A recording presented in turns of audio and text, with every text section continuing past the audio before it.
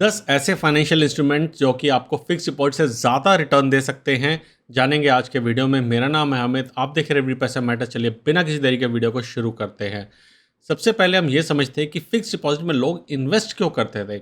अगर हम आज से 8-10 साल पहले की बात करें तो उस टाइम पे फिक्स डिपॉजिट के रिटर्न्स काफ़ी ल्यूक्रेटिव होते थे, काफ़ी अच्छे होते थे।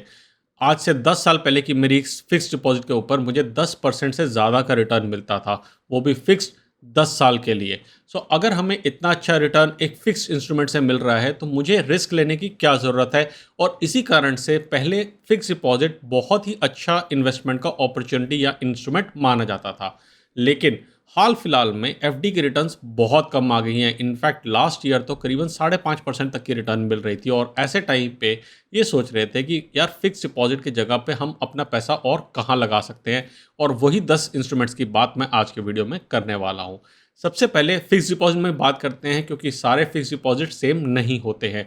अगर आप बेस्ट रिटर्न्स लेना चाहते हैं और गारंटेड रिटर्न लेना चाहते हैं तो अपना पैसा डालिए फिक्स डिपॉजिट पोस्ट ऑफिस के अंदर, यानी कि POTD, POFD, जिस तरीके से भी आप इसको कॉल करना चाहें। पोस्ट ऑफिस की फिक्स डिपॉजिट स्कीम के अंदर आपको 5 साल के फिक्स डिपॉजिट कराने पे 6.7% का रिटर्न मिलता है।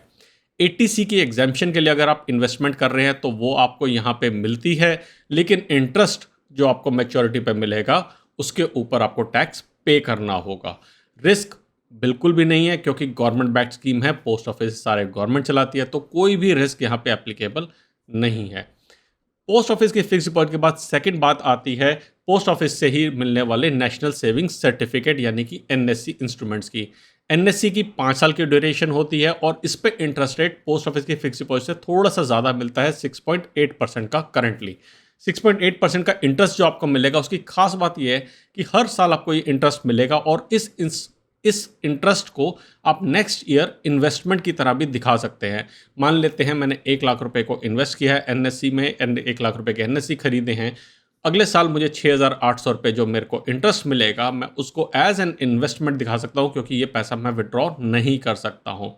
लेकिन जब मेरे पास मैच्योरिटी हो जाएगी NSC की, तो जो भी इंटरेस्ट मेरा अर्न हुआ है उसके ऊपर मुझे टैक्स पे करना पड़ेगा। अगेन ATC का टैक्स बेनिफिट आप NSC के ऊपर अवेल कर सकते हैं, और रिस्क यहाँ पे बिल्कुल नहीं है, क्योंकि गवर्नमेंट बैक्ड स्कीम है। थर्ड स्कीम की अगर हम बात करें तो वो है पब्लिक प्रोविडेंट फंड, PPF। और PPF स्कीम आपको इन दोनों इंस्ट्रूमेंट से और ज़्यादा अच्छा रिटर्न देती है, 7.1% का। टैक्सेशन की बात करें तो ये एक one of the very few instruments है जो आपको EEE एग्जेम्प्ट कैटेगरी में आती है। यानी कि जब आप पैसे को इन्वेस्ट कर रहे हैं तो आप ATC की एग्जेम्पशन लेते हैं, और जो आपको इंटरेस्ट मिलेगा वो भी एग्जेम्प्ट रहता है, उसके ऊपर कोई टैक्स आपको पे करने की ज़रूरत नहीं है। हाँ, लॉक इन पीरियड 15 साल का रहता है, और उसका वे अराउंड ये है कि जैसे ही बच्चा पैदा हुआ है या उसकी शुरू की एज के अंदर ही आप PPF का अकाउंट खोल दीजिए, ताकि जब तक वो मैच्योर हो तब तक का वो अकाउंट, जब तक वो बड़ा हो तब तक का अकाउंट उसका मैच्योर हो जाए। उसके बाद आप 5-5 साल का इसके अंदर एक्सटेंशन कर सकते हैं। रिस्क फैक्टर की बात करें, कोई रिस्क नहीं है, गवर्नमेंट बैक्ड स्कीम है, वेरी वेरी गुड स्कीम। हाँ, एक और ड्रॉबैक इसके अंदर ये है कि यहाँ पे जो इंटरेस्ट रेट है वो पीरियोडिकली चेंज होता है। तो इससे पहले अगर मान लेते हैं 8% का रेट था, तो वो आपको एक क्वार्टर के लिए 8% मिलेगा, लेकिन अगर अगले क्वार्टर में ये इंटरेस्ट रेट कम होकर 7% हो गया तो आपका ओवरऑल इंटरेस्ट रेट, जितना भी आपका पैसा है, वो 7.1% के हिसाब से, 7% के हिसाब से कमाएगा। आज की डेट के अंदर इसके रिटर्न्स मिल रहे 7.1% के, लेकिन जैसा मैंने कहा हर क्वार्टर इसके रिटर्न्स चेंज होते हैं। नेक्स्ट बात करते हैं RBI के फ्लोटिंग रेट सेविंग्स बॉन्ड की।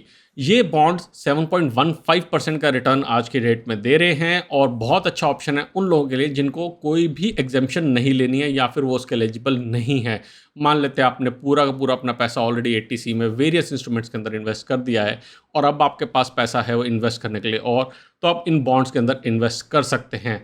आपको एग्जाम्पशन नहीं मिल रही है, और जो इंटरेस्ट आप अर्न करेंगे वो भी टैक्सेबल रहेगा। रिस्क बिल्कुल भी नहीं है, क्योंकि RBI बैक्ड है, तो सोवरेन गारंटी है। अनलेस आपको गवर्नमेंट ऑफ इंडिया की लिक्विडिटी पोजीशन के ऊपर शक हो, आप इसमें पैसे को इन्वेस्ट कर सकते हैं। फिफ्थ बात करते हैं हम सीनियर सिटीजन सेविंग स्कीम के लिए। ये स्कीम अगेन जैसा नाम है सीनियर सिटीजन के लिए एप्लीकेबल है, तो अगर आपकी एज 60 ईयर्स या अबव है आपके लिए स्कीम है। पैसा आप जो भी इसमें इन्वेस्ट करेंगे अप टू 1.5 लाख ATC की एग्जेम्पशन आपको मिलती है। यहाँ पे आपको पीरियोडिकली पैसा वापस मिलता है, और जो भी पैसा आपको वापस मिलता है उसके ऊपर आपको टैक्स देना पड़ता है, यानी कि जितना भी आप इंटरेस्ट अर्न करते हैं उसके ऊपर टैक्स की एप्लीकेबिलिटी रहती है। लेकिन इसके ऊपर इंटरेस्ट रेट 7.4% का है, जो जैसा मैंने अभी तक बात किया है one of the best schemes है अगर आप सीनियर सिटीजन हैं आपके लिए। रिस्क फैक्टर अगेन बिल्कुल रिस्क फैक्टर नहीं है, गवर्नमेंट बैक्ड स्कीम है। अब मैं बात करता हूँ नेक्स्ट स्कीम की, ये है सुकन्या समृद्धि योजना, जो कि सबसे बेस्ट गारंटेड रिटर्न देती है। सुकन्या समृद्धि योजना आप अपनी बिटिया के लिए खोल सकते हैं, इनफैक्ट 2 बिटिया 2 डॉटर्स के लिए आप इनको खोल सकते हैं मैक्सिमम, और इसके अंदर आपको मिलता है 7.6% का इंटरेस्ट। इन्वेस्ट जो अमाउंट कर रहे हैं एटीसी की एग्जेम्पशन उसके ऊपर मिलती है, और आपका जो इंटरेस्ट है जितना भी आपने इंटरेस्ट उसके ऊपर अर्न किया है वो इंटरेस्ट के ऊपर आपको वो भी एग्जेम्प्ट रहता है, उसके अंदर आपको कोई टैक्स नहीं देना पड़ेगा। अगेन रिस्क की बात करें, कोई रिस्क नहीं है, गवर्नमेंट बैक स्कीम है। तो ये और पीपीएफ 2 ऐसी स्कीम है जो एग्जेम्प्ट कैटेगरी के अंदर आती है और मेरी फेवरेट स्कीम्स हैं। अब हम बात करते हैं थोड़ी सी डिफरेंट स्कीम की, जहां पर रिस्क फैक्टर हो सकता है, कुछ रिस्क फैक्टर हो सकता है, लेकिन रिटर्न्स आपको बेटर मिलते हैं फिक्स डिपॉजिट के मामले में। फिक्स डिपॉजिट से ज़्यादा रिटर्न नेक्स्ट मिलते हैं सर्टिफिकेट ऑफ डिपॉजिट। अब फिक्स डिपॉजिट में जो हम पैसा डाल रहे हैं वो तो जा रहा है बैंक के पास, और बैंक उसको आगे लेंड दे रहा है, या फिर अगर हम पोस्ट ऑफिस के पास जा रहे हैं तो पोस्ट ऑफिस आगे उसको इन्वेस्ट कर रहा है।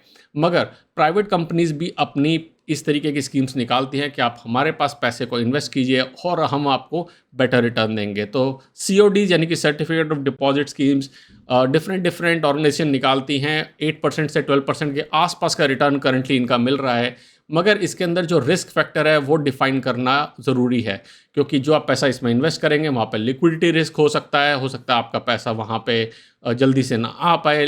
आपको क्रिसिल रेटिंग मिलती है, आपको आइक्रा रेटिंग मिलती है, जो आपको गाइड कर सकती है कि पैसा या फिर कंपनी की सिक्योरिटी कितनी ज़्यादा है। बट अगेन रिस्क इन्वॉल्व है, मैं इसकी कैटेगरी ऑफ रिस्क डालता हूँ मीडियम के अंदर। और अगर मैं टैक्स एप्लीकेबिलिटी की बात करता हूँ, आपको इनकम टैक्स बेनिफिट इन्वेस्ट करते टाइम नहीं मिलता है, कोई एटीसी का बेनिफिट नहीं मिलता है, और जब मैच्योरिटी हो जाती है तो भी कोई टैक्स बेनिफिट नहीं मिलता है, आपको इंटरेस्ट के ऊपर पूरा का पूरा टैक्स देना पड़ता है।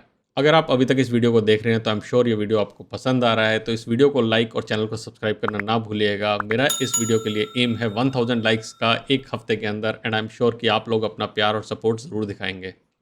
8th बात करता हूँ एक ऐसे इंस्ट्रूमेंट की जो कि लास्ट 1-2 साल में काफ़ी इंटरेस्ट जिसके अंदर जागा है और काफ़ी लोग उसमें इन्वेस्ट भी कर रहे हैं, वो है पीयर टू पीयर लेंडिंग की। पीयर टू पीयर लेंडिंग के ऊपर मैंने डेडिकेटेड वीडियो भी बनाया हुआ है, और आप इस वीडियो को यहाँ पे क्लिक करके देख सकते हैं। और पीयर टू पीयर लेंडिंग के अंदर बेसिकली जब जैसे हम बात कर रहे थे कि हम थर्ड पार्टी को इन्वॉल्व करते हैं इन पैसे को इन्वेस्ट करने के लिए, यहाँ पे आप डायरेक्टली पैसा इन्वेस्ट कर रहे हैं, आप सीधा दूसरे पार्टी के साथ सीधा इन्वेस्ट कर रहे हैं, और आपको प्लेटफॉर्म मिल रहा है अपने पैसे को उनके साथ डायरेक्टली इन्वेस्ट करने पे। पीयर टू पीयर लेंडिंग के अंदर आज की रेट में 9% से 12% का रेट ऑफ इंटरेस्ट मिलता है, डिपेंडिंग अपॉन आप कौन सी कंपनी के पास इन्वेस्ट कर रहे हैं। एटीसी की एग्जेम्पशन नहीं मिलती है, इंटरेस्ट जितना भी है वो टैक्सेबल है। हाँ, काफ़ी सारे लोग टीडीएस नहीं काटते इसके अंदर, जो कि कुछ लोगों को फ़ायदा नज़र आता है, बट टैक्स एप्लीकेबिलिटी इसके अंदर है। रिस्क के फैक्टर में मैं इसका रिस्क हाई डालता हूँ। कंपनीज़ के अगर आप ब्रोशर पढ़ेंगे या फिर साइट्स पे जाके पढ़ेंगे तो वो इसका लो कहते हैं। मेरा पर्सनल ओपिनियन है कि रिस्क फैक्टर इसके अंदर हाई रहता है। जहाँ पे भी मैंने अभी तक इन्वेस्ट किया P2P लेंडिंग से, मेरा पूरा पैसा सिक्योरली वापस आ गया इंटरेस्ट समेत, मगर मैंने यहाँ से पूरा पूरा विड्रॉ कर लिया है। आई थिंक इस पर्टिकुलर मार्केट को अभी थोड़ा सा और मैच्योर होने की ज़रूरत है। 9th बात करते हैं मेरी फेवरेट स्कीम की, NPS national pension system, national pension scheme, new pension scheme. बड़े सारे लोग डिफरेंट नाम से इसको जानते हैं, और ये स्कीम 10% से 12% का रिटर्न दे सकती है आराम से, ऐसा मेरा मानना है। और इसलिए मानना है क्योंकि मैंने 25 वीडियोज़ इसके ऊपर बनाए हुए हैं, और मैं इस स्कीम के अंदर 2013 से इन्वेस्ट कर रहा हूँ, तो अराउंड 10 साल होने वाले इसके अंदर इन्वेस्ट करते हुए। अगर आप सही तरीके से इसमें इन्वेस्ट करते हैं, पोर्टफोलियो को टाइमली रीबैलेंस करते हैं, तो आपको यहाँ पे अच्छी रिटर्न्स मिल सकती हैं। 14% तक की रिटर्न भी मुझे मिली है, लेकिन हाँ, कभी कभार रिटर्न काफ़ी कम भी रही हैं। अगर हम बात करते हैं टैक्स एप्लीकेबिलिटी की, तो टैक्स एप्लीकेबिलिटी यहाँ पे आपको टैक्स बेनिफिट 3 तरीके के मिलते हैं स्कीम के अंदर। अगर आप कॉर्पोरेट या फिर गवर्नमेंट एम्प्लॉय हैं और आपका NPS से पैसा कटता है, तो वहाँ पे आपको बेनिफिट मिलेगा। ATC की एग्जेम्पशन भी मिलती है, और उसके बियॉन्ड जो कि सबसे अच्छी चीज़ है, 80CCD 1B के अंदर आपको 50,000 की एक्स्ट्रा टैक्स एग्जेम्पशन मिलती है। तो ये टोटल एग्जेम्पशन आपकी 2 लाख रुपए तक की लेके जा सकती है। मैच्योरिटी के ऊपर जो पैसा है उसके थोड़े टर्म्स एंड कंडीशंस हैं, वहाँ पे आपको 60% तक का पैसा आप निकाल सकते हैं टीयर 1 से, और बाकी के पैसे को आपको जो है एन्युटी लेनी पड़ेगी। तो ये चीज़ आपको थोड़ा सा ध्यान में रखना पड़ेगा। तो 60% तो आपका पूरा एग्जाम्प्ट है, बाकी की एन्युटी बनानी पड़ेगी और उसके ऊपर टैक्स लगेगा। अगर मैं रिस्क की बात करूं तो मैं कहूँगा लो टू मीडियम रिस्क है। हाई रिस्क इसके अंदर अनलेस आप एग्रेसिव में चले गए और फुल इक्विटी आपने एक्सपोजर किया है, तभी इसको हाई टर्म देंगे, और वो तब कीजिए अगर आप बहुत यंग है। But one of my favourite scheme is NPS. ये तो हमारी स्कीम्स रही जो अब तक हमने बात करी, जहाँ पे गवर्नमेंट बैक्ड स्कीम्स थी काफ़ी सारी इनमें से।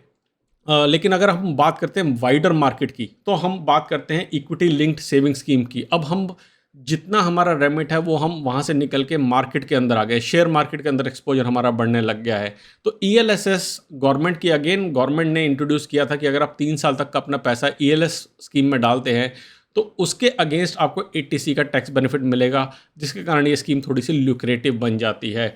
रिटर्न्स इसके अंदर 10-12% के रिटर्न आप इसके अंदर एक्सपेक्ट कर सकते हैं। 80C की एग्जेम्पशन आपको मिलती है, which makes it even more lucrative. Long term capital gain लगता है, जो कि और अच्छी बात है, यानी कि अगर आपका जो प्रॉफिट हो रहा है उसके ऊपर 30% का टैक्स नहीं लगता। अगर आप 30% टैक्स ब्रैकेट में है, वो काफ़ी बड़ा टैक्स पड़ जाता है आपको। आपकी इंक्रीज इनकम के ऊपर, यानी कि अर्निंग के ऊपर लॉन्ग टर्म कैपिटल गेन देना पड़ता है, जो कि करंटली सिर्फ 10% है। फ्लैट 10% आपको उसके ऊपर टैक्स लगता है। रिस्क की बात करूँ तो मैं इसको मीडियम से हाई रिस्क कैटेगरी में डालता हूँ। बट अगेन अगर आप इक्विटी में इंटरेस्टेड हैं तो ये काफ़ी अच्छी स्कीम रह सकती है। ये हमने 10 स्कीम्स की बात करी, और लास्ट आती है एक bonus, mutual funds. Mutual funds 2 तरीके के होते हैं प्राइमरली, राइट। बहुत सारे म्यूचुअल फंड्स हैं, मगर अगर प्राइमरी कैटेगराइज करूँ तो डेट म्यूचुअल फंड्स और इक्विटी म्यूचुअल फंड्स।